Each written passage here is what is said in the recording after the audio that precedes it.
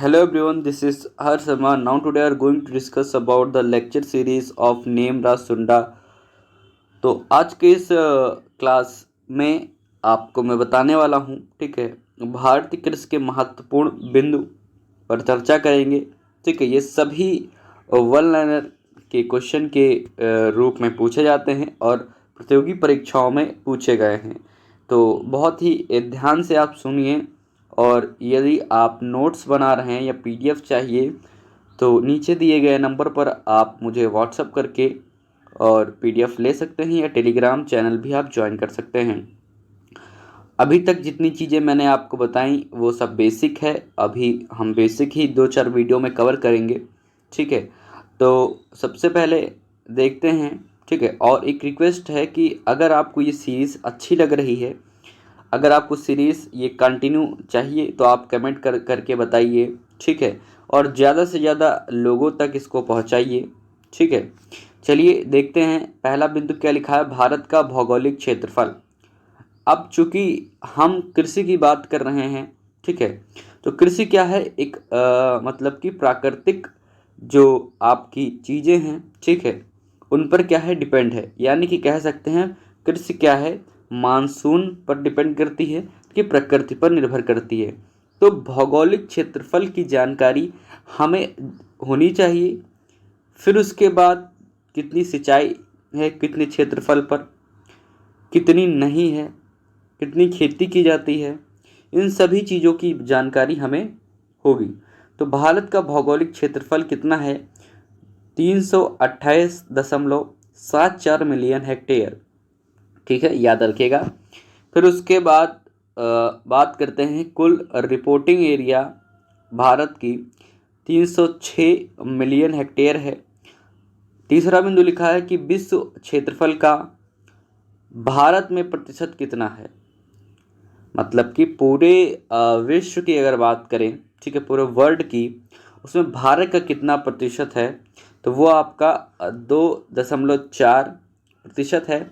और पूरे विश्व में क्षेत्रफल की दृष्टि से भारत का 7वां स्थान है, ठीक है, 7वां स्थान।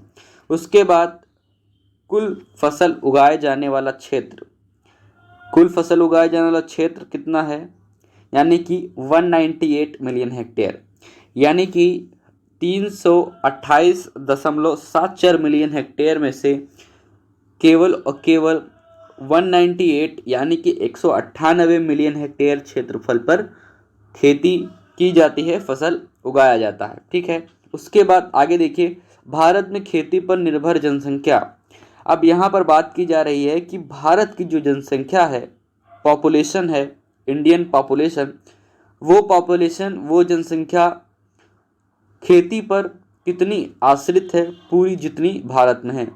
तो पूरी भारत की जनसंख्या का 54.6%, 54.6% भारत की जो जनसंख्या है वो मुख्यतः या खेती पर आधारित है, ठीक है, यानी कि आधे से 4% ज़्यादा। फिर उसके बाद यहाँ पर अगला बिंदु क्या है कि शुद्ध फसल बोया जाने वाला क्षेत्र, ठीक है, शुद्ध फसल कितना है, 141.40 मिलियन हेक्टेयर।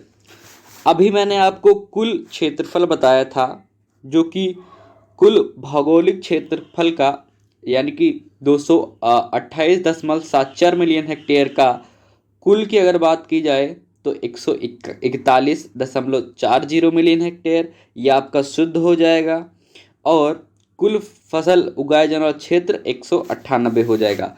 तो कंफ्यूज मत करिएगा, यहाँ पर कुल एरिया की बात की जा रही है या शुद्ध फसल की बात की जा रही है, ठीक है। फिर उसके बाद भारत में कुल सिंचित क्षेत्रफल कितना है, यानी कि भारत का कितना क्षेत्रफल है जहाँ पर सिंचाई पर आश्रित खेती होती है, या सिंचाई के माध्यम या सिंचाई के साधन वहाँ पर उपलब्ध हैं। तो ये आपका टोटल भौगोलिक क्षेत्रफल, यानी कि भारत का कुल भौगोलिक क्षेत्रफल का कितना है, 68 यानी कि 68 मिलियन हेक्टेयर। ये आपका क्या है, क्या है, सॉरी, ये 96.5 मिलियन हेक्टेयर, 96.5 मिलियन हेक्टेयर ये आपका कुल सिंचित क्षेत्रफल है भारत का। फिर भारत में शुद्ध सिंचित क्षेत्रफल कितना है, ये आपका 68 मिलियन हेक्टेयर है। ठीक है, 68 मिलियन हेक्टेयर। फिर उसके बाद देश में कृषि का कुल जीडीपी में योगदान, यानी कि एग्रीकल्चर सेक्टर। अब एग्रीकल्चर में केवल और केवल कृषि यानी खेती करना ही नहीं होता है, इसके अतिरिक्त आपका पशुपालन, मुर्गी पालन, मधुमक्खी पालन, मछली पालन, इसके जो अन्य क्षेत्र हैं कृषि के, इनको जोड़ करके समुचित अरसों में जीडीपी में, यानी कि भारत देश की जो आपकी जीडीपी है, ठीक है, उसमें ग्रॉस डोमेस्टिक प्रोडक्ट में कितना योगदान है। टोटल जो भारत की जीडीपी है उसमें 14.4% ये एग्रीकल्चर की मतलब क्या है, इसमें भूमिका होती है। ठीक है, 14.4%। अब ये डाटा मैं आपको 2018-19 का दे रहा हूँ, अभी इसमें परिवर्तन भी हो सकता है। ठीक है, तो आप उसको ध्यान मत रखिएगा, जो मैं डाटा दे रहा हूँ वो वर्ष आप ध्यान रखिएगा। ठीक है, फिर उसके बाद फसल सघनता की बात करें, क्रॉप डेंसिटी की बात करें तो कितनी है, 138%। फिर उसके बाद कुल क्षेत्रफल में कितने प्रतिशत भाग पर वन होने चाहिए। ठीक है, तो कितने, 33% होने चाहिए, और वर्तमान में कितने हैं, ये आपका 21.67% है। ठीक है, 21.67%। ठीक है, यहाँ नीचे लिखा भी है देश में कुल वन क्षेत्र कितना है, 21.67%। ये 2019 की रिपोर्ट है, अभी इसमें कुछ वृद्धि देखी गई है। फिर उसके बाद वन्य जीव सुरक्षा अधिनियम, ये कब लागू हुआ। ठीक है, वन संरक्षण या कह सकते हैं वन्य जीव सुरक्षा अधिनियम 1972 में लागू हुआ। उसके पश्चात वन संरक्षण अधिनियम कब बना। ठीक है, फॉरेस्ट कंजर्वेशन एक्ट कब ये बना, ये 1980 में बना। उसके बाद पर्यावरण संरक्षण अधिनियम, इन्वायरमेंटल कंजर्वेशन एक्ट, ये आपका बना 1986 में। फिर उसके बाद भारत में प्रति व्यक्ति जमीन की उपलब्धता की अगर बात करें, चूँकि जनसंख्या क्या है, जनसंख्या में तीव्र वृद्धि हो रही है और जो आपका क्षेत्रफल है वो सीमित है, तो प्रति व्यक्ति अगर बात करें कि ज़मीन की उपलब्धता कितनी है तो वो 0.15 हेक्टेयर है। ठीक है, 0.15 हेक्टेयर। एक हेक्टेयर में 10,000 मीटर स्क्वायर होते हैं। ठीक है, उसके बाद भारत में क्षेत्रफल के हिसाब से सबसे बड़ा राज्य क्या है, तो सबको पता होगा राजस्थान। और भारत में ये कितना क्षेत्रफल प्रतिशत में कवर करता है पूरे, ठीक है, तो ये 10.4% कवर करता है पूरे भारत का, जो कि राजस्थान है। फिर उसके बाद विश्व में कुल वार्षिक वर्षण यानी कि वार्षिक वर्षा कितनी है। ठीक है, विश्व की पूरी बात की जा रही है तो 1000 मिलीमीटर है। फिर उसके बाद भारत में वार्षिक वर्षा कितनी है, 1190 मिलीमीटर। और भारत में कौन सी नदी के अंतर्गत सर्वाधिक सिंचाई क्षेत्र आता है, तो वो नदी आपकी गंगा नदी है। गंगा नदी के माध्यम से अधिकांश सिंचाई के क्षेत्र या सिंचाई के क्षेत्र जो हैं वो इससे सिंचाई करते हैं, यानी कि फसलोत्पादन लेते हैं। फिर उसके बाद विश्व में सबसे अधिक सिंचित क्षेत्रफल कौन सा है, चीन की तुलना के बाद फिर भारत, पहले चीन है फिर उसके बाद भारत, द्वितीय पायदान पर। फिर उसके बाद भारत में सबसे अधिक सिंचाई के अंतर्गत क्षेत्रफल कौन सा है, तो यह आपका उत्तर प्रदेश। ठीक है, सबसे अधिक सिंचाई के अंतर्गत क्षेत्रफल कौन सा है, उत्तर प्रदेश। फिर उसके बाद भारत में सबसे अधिक सिंचित क्षेत्र पंजाब है। ठीक है, क्षेत्रफल की दृष्टि से अगर बात करेगा उत्तर प्रदेश, लेकिन सबसे अधिक सिंचित क्षेत्र क्या है, तो वो पंजाब है, कितना, 98%। फिर उसके बाद सबसे अधिक सिंचाई चाहने वाली फसल कौन सी है, गन्ना। ठीक है, इसको अधिक मात्रा में ये इरिगेशन की आवश्यकता होती है। ठीक है, फिर उसके बाद सबसे अधिक सिंचित क्षेत्रफल वाली फसल धान की फसल है। ठीक है, इनकी जो डिमांड होती है इरिगेशन की काफ़ी हाई होती है अन्य फसलों की तुलना में। फिर उसके बाद बूंद बूंद सिंचाई यानी कि ड्रिप इरिगेशन के अंतर्गत सर्वाधिक क्षेत्रफल कौन सा है, तो महाराष्ट्र है। ठीक है, आगे देखते हैं। अगला बिंदु लिखा है फव्वारा सिंचाई के अंतर्गत सर्वाधिक क्षेत्रफल कौन सा है, तो राजस्थान है। ठीक है, लेकिन वहीं पर मैंने अभी आपको बताया कि ड्रिप इरिगेशन की बात की जाए तो उसके अंतर्गत जो सर्वाधिक क्षेत्रफल है कवर करता है तो वो आपका महाराष्ट्र हो जाएगा। फिर उसके बाद देश के कुल खाद्यान्न उत्पादन कितना है, कि सीरियल्स प्लस पल्सेस, यानी कि जो आपके सीरियल्स है अनाज और दालों को मिला करके संयुक्त रूप से अगर बात की जाए तो 285 मीट्रिक टन। ठीक है, 285 मीट्रिक टन, ये फोर्थ एस्टिमेट है 2018 वर्ष का। ठीक है, 18-19 का। ठीक है, बताया जा रहा है। फिर उसके बाद देश में कुल अनाज उत्पादन कितना है। ठीक है, तो देश में कुल अनाज उत्पादन 261.6 मीट्रिक टन है। फिर उसके बाद देश में कुल दलहन उत्पादन, ठीक है, बात की जाए तो 23.4 मीट्रिक टन। और देश में कुल तिलहन उत्पादन ये आपका 32.3 मीट्रिक टन है। फिर उसके बाद देश में कौन सी तिलहन फसल का उत्पादन सबसे ज़्यादा होता है भारत देश में। ठीक है, तो ये आपकी सोयाबीन है जिसका उत्पादन कितना होता है 13.7 मीट्रिक टन। ठीक है, ये तिलहनी की फसल है जिसका भारत देश में सबसे ज़्यादा अधिकांश उत्पादन होता है। फिर उसके बाद देश में कुल धान उत्पादन कितना है 116 मीट्रिक टन। फिर देश में कुल जौ उत्पादन गेहूं उत्पादन की बात की जाए तो 102.2 मीट्रिक टन है। और वहीं देश में कुल दुग्ध उत्पादन की बात की जाए तो ये 187.7 मीट्रिक टन है। वहीं पर देश में कुल फल उत्पादन की बात की जाए तो ये 97.4 मीट्रिक टन है। वहीं पर कुल सब्जी उत्पादन की बात करें तो ये भी गेहूं के या दुग्ध के में बस थोड़ा सा ही कमी है। गेहूं के जस्ट आपके सेकंड नंबर पर जो सब्जी उत्पादन है कितनी है, ये आपकी 184.4 मीट्रिक टन है। फिर उसके बाद यहाँ पर देश में कुल उद्यानिकी उत्पादन, ठीक है, हॉर्टिकल्चरल जो प्रोडक्शन है उसमें आपका ये है 311.7 मीट्रिक टन। देश में सबसे ज़्यादा वन क्षेत्र वाला राज्य मध्य प्रदेश है। फिर उसके बाद देश में दलहन उत्पादन में प्रथम स्थान पर राज्य कौन सा है, तो ये आपका मध्य प्रदेश है। ठीक, उसके बाद देश में कुल खाद्यान्न उत्पादन में प्रथम राज्य पर कौन है। खाद्यान्न उत्पादन की यहाँ पर बात करें यानी कि यहाँ पर फूड ग्रेन्स यानी कि सीरियल्स प्लस यहाँ पर आपके अनाज की फसलें और दलहन की फसलों की मुख्यतः बात करते हैं तो उसमें आपका उत्तर प्रदेश आ जाता है।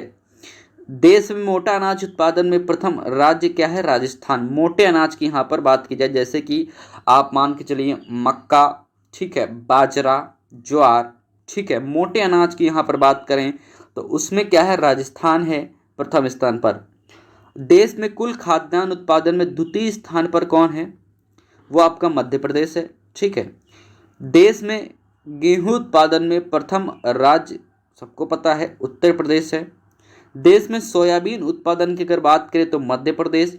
और देश में सरसों उत्पादन में, ठीक है, यानी कि तिलहन में प्रथम राज्य राजस्थान है। फिर उसके बाद सर्वाधिक उर्वरक खपत करने वाला राज्य यानी कि सबसे ज़्यादा जो फर्टिलाइजर्स का इस्तेमाल करता है वो राज्य कौन सा है, आंध्र प्रदेश। ठीक है, फिर उसके बाद सबसे कम उर्वरक खपत वाला राज्य यानी कि सबसे कम कौन करता है, नागालैंड। ठीक है, सबसे ज़्यादा उत्तर ये आपका हो जाएगा उत्तर प्रदेश। और ठीक है, उत्तर प्रदेश हो जाएगा। और उसके बाद ये आपका सबसे कम, ठीक है, ये नागालैंड हो जाएगा। ठीक है, फिर उसके बाद ये भारत में प्रति हेक्टेयर सर्वाधिक उर्वरक खपत वाला राज्य ये आपका पंजाब हो जाएगा। ठीक है, सबसे अधिक प्रति हेक्टेयर की यहाँ पर बात की जा रही है, प्रति हेक्टेयर की दर से सबसे ज़्यादा उर्वरक कौन मतलब खपत करता है, तो पंजाब, जहाँ पर बहुत सारी समस्याएं बीमारी देखने को मिलती हैं। पानी भी वहाँ का बहुत ज़्यादा प्रदूषित है इसी उर्वरक की खपत से। पंजाब यानी कि 266 किलोग्राम प्रति हेक्टेयर की दर से इतनी ज़्यादा यहाँ पर देखने को मिल रही है खपत प्रति हेक्टेयर की दर से।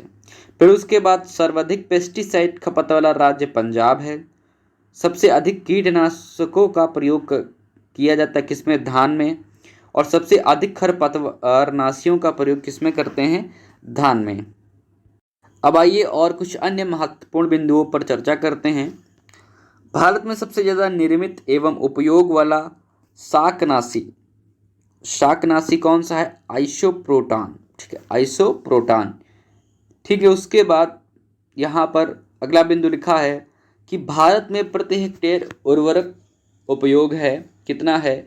ये आपका भारत की अगर बात की जाए, ठीक है, तो ऑन एन एवरेज ये है 128 किलोग्राम NPK पर हेक्टेयर। ये 2018-19 की बात की जा रही है। फिर उसके बाद राजस्थान में प्रति हेक्टेयर उर्वरक उपयोग है, ये आपको 51.2 किलोग्राम प्रति हेक्टेयर, जो कि कम है, ठीक है, अन्य राज्यों और की तुलना में। ठीक है, फिर उसके बाद भोपाल गैस त्रैसडी 1984 के लिए कौन सी गैस जिम्मेदार थी? ठीक है, आप देखिए ये क्वेश्चन क्या है, एग्जाम में आपको देखने को मिलता रहता है। ठीक है, बहुत ही कॉमन क्वेश्चन है। तो भोपाल गैस त्रैसडी के लिए आपकी MIC, जिसको methyl isocyanate, MIC methyl isocyanate gas की ये थी। उसके बाद मिथाइल आइसोसाइनाइट कौन सा कीटनाशक बनाने में काम आती है? तो ये कार्बेरिल कीटनाशक है, इसको बनाने में काम आती है। फिर उसके बाद रिजर्व बैंक ऑफ इंडिया की स्थापना कब हुई? 1935 में हुई। ठीक है, फिर उसके बाद नाबार्ड की स्थापना कृषि के क्षेत्र में बैंकों को ऋण देता है। फिर उसके बाद बैंकें क्या करती हैं? किसानों तक ये ऋण पहुंचाती हैं। ये प्रत्यक्ष रूप से डायरेक्ट किसानों को ऋण प्रदान नहीं करता है। तो नाबार्ड की स्थापना ये आपकी 12 जुलाई 1982 में हुई। फिर उसके बाद भारत का प्रथम KVK कृषि विज्ञान केंद्र, जो कि अभी वर्तमान में इनकी संख्या कितनी है? ठीक है, 743 है।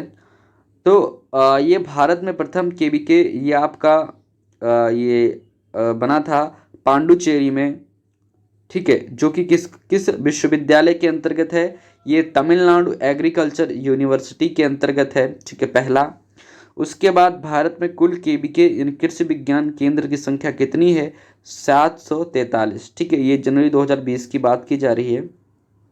उसके बाद राजस्थान में कुल KVK की संख्या कितनी है? राज्य स्तर पर अगर बात करें तो राजस्थान में 44 है। राजस्थान में ICR के अधीन कृषि विज्ञान केंद्र कौन है? पाली।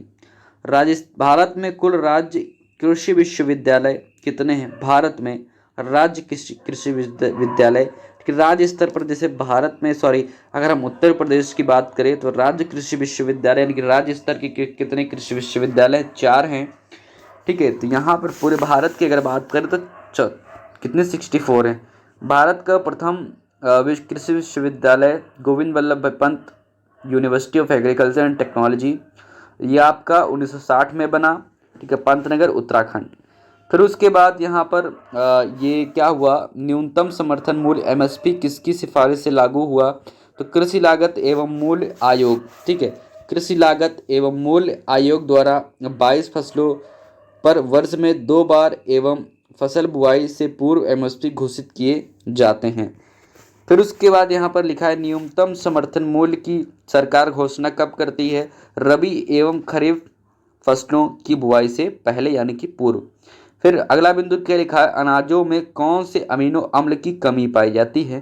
तो लाइसिन की कमी पाई जाती है। ये क्वेश्चन ज़्यादातर पूछा जाता है। ठीक है, अनाजों में कौन से अमीनो अम्ल की कमी होती है? तो ये लाइसिन अमीनो अम्ल की कमी होती है। फिर उसके बाद दलहनी फसलों के दानों में कौन से अमीनो अम्ल की कमी पाई जाती है? यानी कि दलहनी में, लेग्यूम्स में, ठीक है, ये कौन सी कमी होती है अमीनो अम्ल की? मिथियोनिन। ठीक है, मिथियोनिन की कमी होती है दलहनी में, और सीरियल्स में लाइसिन की कमी होती है। पावर टिलर यंत्र किस फसल हेतु उपयोग करते हैं? तो धान की खेती के लिए इसका उपयोग करते हैं। उसके बाद देखिए कंट्री प्लो यंत्र किस फसल हेतु उपयुक्त है? धान की खेती के लिए। टेट्राजोलियम परीक्षण किसके लिए किया जाता है? तो बीजों की जीवन क्षमता ज्ञात करने के लिए, इनकी इसकी वाइबिलिटी के लिए हम टेट्राजोलियम TZ परीक्षण के लिए करते हैं। ठीक है, फिर उसके बाद अल्ट्रा वायलेट रेडिएशन यानी कि UV रेडिएशन कहाँ अवशोषित होती है? तो ओजोन परत में। ठीक है, सबको पता है, कॉमन क्वेश्चन है। फिर यहाँ पर लिखा IARI भारतीय कृषि अनुसंधान संस्थान Indian institute of agriculture research के प्रथम निर्देशक कौन थे? Doctor B Vishwanath. और प्रथम में कौन, वर्तमान में आईसीआर के जो डायरेक्टर हैं, वो जो आपके डीजी हैं, ठीक है, डायरेक्टर जनरल, या आपके डॉक्टर हिमांशु पाठक हैं, ठीक है। फिर उसके बाद गेहूं की प्रमुख क्रांतिक सिंचाई अवस्था कौन सी है? CRI, क्रॉन रूट इनिशिएशन, ठीक है, ये बुआई के 21 दिन बाद आती है गेहूं की बात। फिर उसके बाद कौन से एक ही प्रकार के अनाज को खाने से मनुष्य में पहलगा रोग उत्पन्न हो जाता है? तो मक्का एवं ज्वार, ठीक है।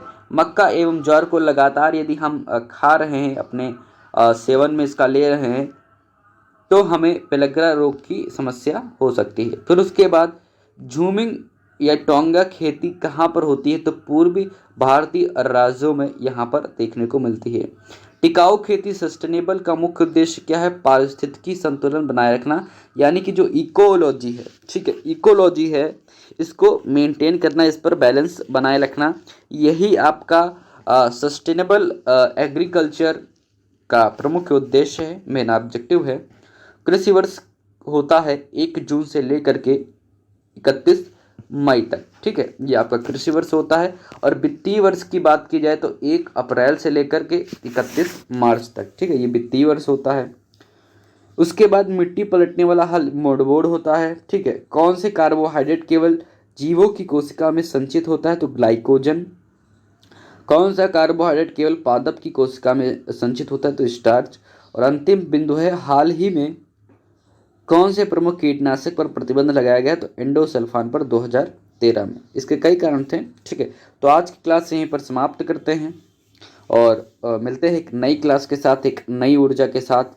आप लोग इसको ज़्यादा से ज़्यादा शेयर करिए, ठीक है, और अच्छा लगेगा मुझे भी, और मैं आपको बेहतर से बेहतर कंटेंट प्रोवाइड कराऊंगा। चलिए मिलते हैं नेक्स्ट क्लास में, तब तक के लिए थैंक यू, जय हिंद।